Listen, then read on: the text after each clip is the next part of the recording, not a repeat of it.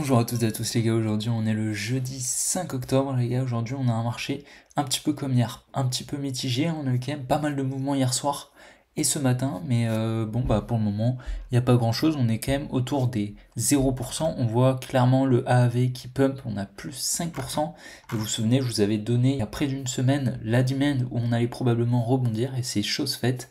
Clairement, on a eu un énorme rebond et un gros pump. Hier, je vous ai montré le AAV et depuis, on a eu un gros pump.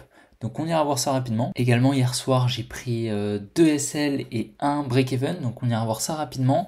Clairement j'ai des positions que j'aurais peut-être pas dû prendre et on verra après qu'au final j'avais le bon biais mais simplement pas le bon timing. Donc ça c'est vraiment la chose la plus importante en trading, c'est vraiment avoir le timing. Et on verra également que j'ai pas pris des trades que j'aurais peut-être dû prendre parce qu'ils se sont vraiment très bien passés. J'ai loupé pas mal d'opportunités hier soir, surtout en scalping. Donc on ira voir ça, on va passer pas mal de temps sur le Bitcoin. Donc on ira pas faire de tour sur Twitter, comme ça on ira directement sur les graphiques. Et ensuite on ira voir le CKB, on m'a demandé de l'analyser, donc je vous invite réellement à faire la même chose. Si vous aimeriez que j'analyse des cryptos spécifiques, n'hésitez surtout pas à me le dire en commentaire, je le fais avec plaisir. En tout cas les gars, je vous invite à lâcher un gros pouce bleu avant que la vidéo commence et à vous abonner si ce n'est pas déjà fait. Allez les gars, on est parti.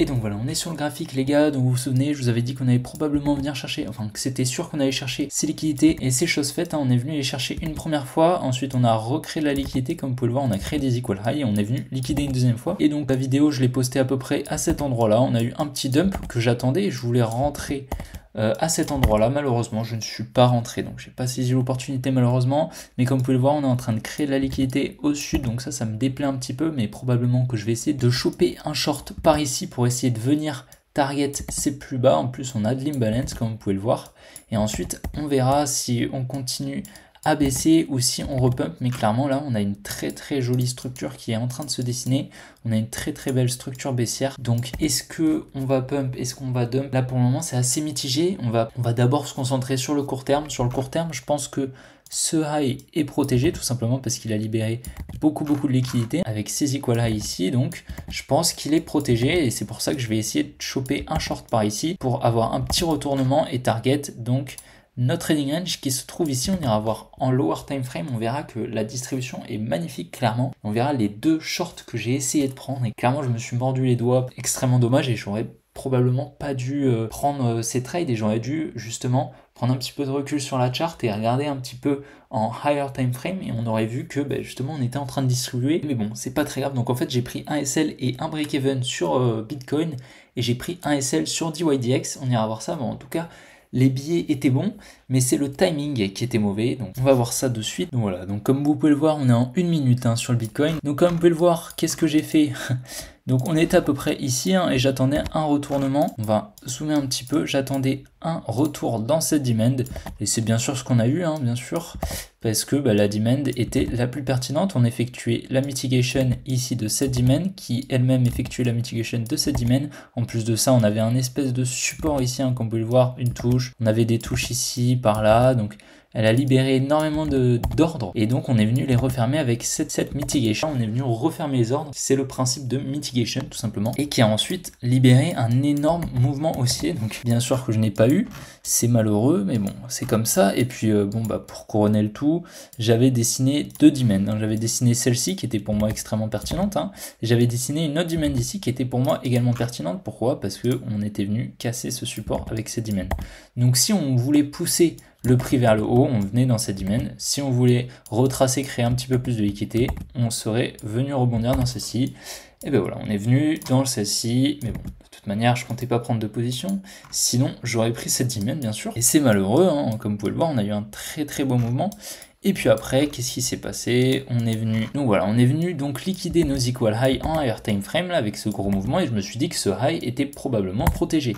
Qu'est-ce qui s'est passé? On est revenu donc engager un gros mouvement baissier, on est revenu dans ma supply qui était pour moi la plus pertinente, tac, donc j'ai pris une position ici, avec un stop loss juste là, voilà, je me suis fait sortir juste là, à un pips près, c'était vraiment très précis. Ensuite, qu'est-ce que j'ai vu? J'ai vu qu'on avait quoi? On avait une espèce de trendline, donc qu'est-ce que j'ai fait? Je me suis dit, ok, donc en fait, ma supply, elle est comme ça, en fait, plutôt.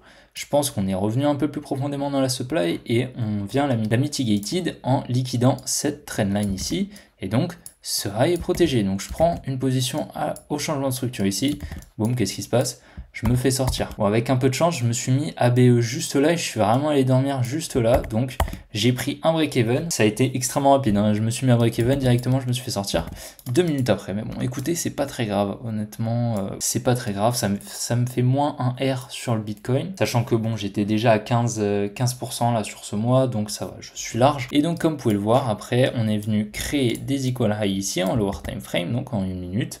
1 minute, 5 minutes, ça peut être visible en 5 minutes je pense, et on est venu liquider juste là, on est venu casser notre structure juste ici. Donc les gars, on se retrouve 1 heure après la séquence que vous venez de voir. On a clairement le Bitcoin qui vient de pump énormément, donc moi j'attendais peut-être un retournement dans une de ces deux supplies, et au final on l'a pas du tout eu, on les a totalement transpercés, donc du coup je suis pas rentré, on n'avait rien qui nous disait qu'on allait faire un retournement. Je pensais que ce high était protégé, mais en fait j'ai changé d'avis, enfin le Bitcoin m'a fait changer d'avis on va dire. Actuellement je pense réellement qu'on va pouvoir pousser encore un petit peu plus, hein, et ça m'étonnerait même pas du tout qu'on fasse un nouveau high. Je vous l'avais dit dans les précédents jours qu'on allait probablement continuer la hausse, et c'est ce que j'attendais. J'attendais qu'on vienne chercher notre trading range et qu'on repousse, mais clairement, comme vous pouvez le voir, cette accumulation est littéralement énorme, et je pense qu'on va très clairement faire des plus hauts pour le moment sur du moyen terme.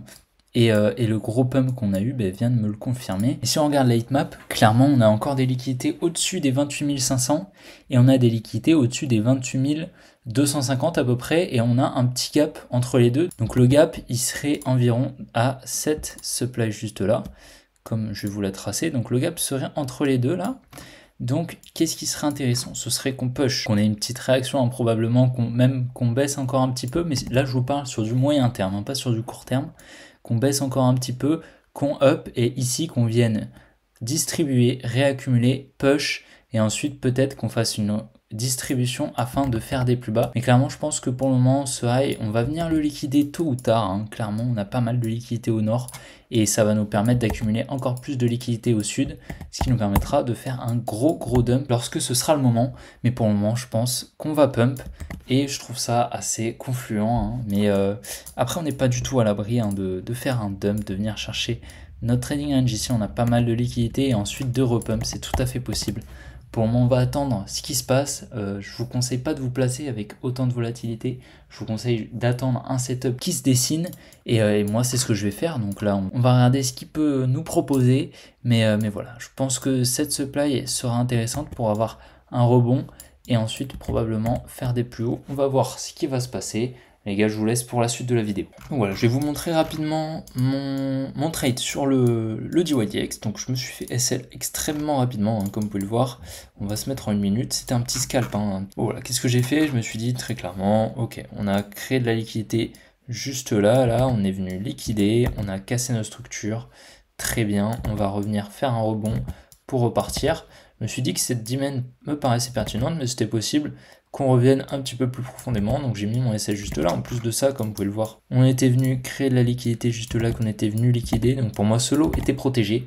Au final pas du tout, malheureusement. Qu'est-ce qu'on a fait? On a créé un plus gros support qu'on est venu liquider, et c'est en fait ce lot qui a été protégé. Et après je vous montre, on va se mettre en 5 minutes. Qu'est-ce qu'on voit? Clairement on a eu un très beau mouvement haussier, donc vraiment ça s'est joué à pas grand chose, comme vous pouvez le voir, c'est assez malheureux, mais bon, j'aurais TP, donc ça m'aurait fait 4R, déjà je voulais mettre là, donc ça m'aurait fait 4R87, c'est malheureux, mais bon, c'est comme ça, il n'y a pas de problème, de toute manière il y aura d'autres opportunités, ça c'est sûr. Et voilà les gars, donc on est actuellement sur le AAV, comme vous vous souvenez, hier je vous en ai parlé. Ici j'avais fait une vidéo donc le 30 septembre, pour vous dire qu'on allait probablement faire un retour dans cette demand, et c'est chose faite. Et puis comme vous voyez, on a fait un énorme mouvement haussier, et on est venu tout simplement casser nos structures, donc c'est magnifique, on aurait très clairement pu prendre un trade, et c'est pas pour rien que j'ai choisi cette demand qui était pour moi la plus pertinente, car elle avait casser ce gros support. Donc clairement ça aurait été un magnifique trade à prendre. Malheureusement je l'ai pas pris, mais c'est vrai que c'était assez confluent. Puis on avait une structure assez bullish. Présent voilà, ça m'étonnerait pas du tout qu'on retrace légèrement et qu'on repump parce qu'on a encore de la liquidité au nord. Donc également on m'a demandé d'analyser le CKB. Donc bien sûr si vous aimeriez que j'analyse des cryptos spécifiques, n'hésitez surtout pas à me le dire en commentaire.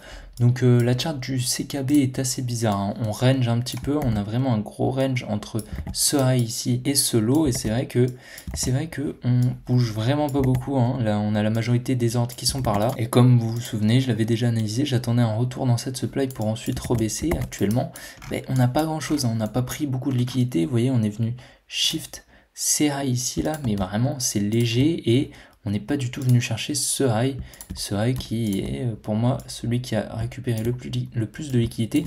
Donc est-ce qu'on va baisser ici? C'est possible, bien sûr c'est possible. Si on regarde, on a cassé quand même la structure, là juste là on a cassé la structure ici, donc ce serait tout à fait pertinent de revenir par là, hein.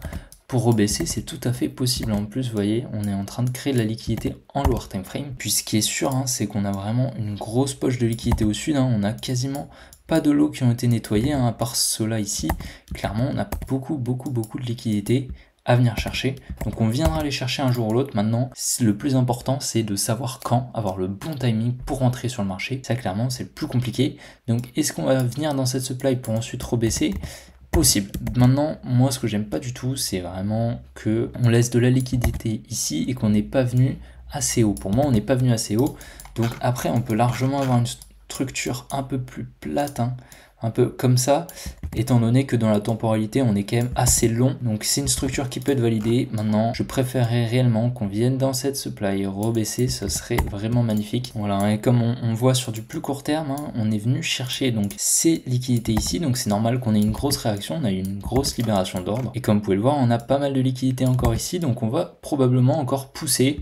Maintenant, est-ce qu'on va casser ce high? Je ne sais pas, on verra. C'est vrai que pour le moment, étant donné qu'on a les liquidités au nord et au sud, c'est assez dangereux de prendre une position, mais c'est vrai qu'on peut probablement avoir un setup qui va se dessiner dans les prochains jours. Ça peut être vraiment intéressant de surveiller ça. Et voilà les gars, on arrive à la fin de cette vidéo, j'espère qu'elle vous aura plu. Je vous invite vraiment à la liker, à vous abonner si ce n'est pas déjà fait, et bien sûr à passer un petit tour sur mon compte Twitter, ça peut réellement vous intéresser, je poste énormément de contenu. Donc en tout cas les gars, on se retrouve demain pour une prochaine vidéo. Allez, ciao les gars.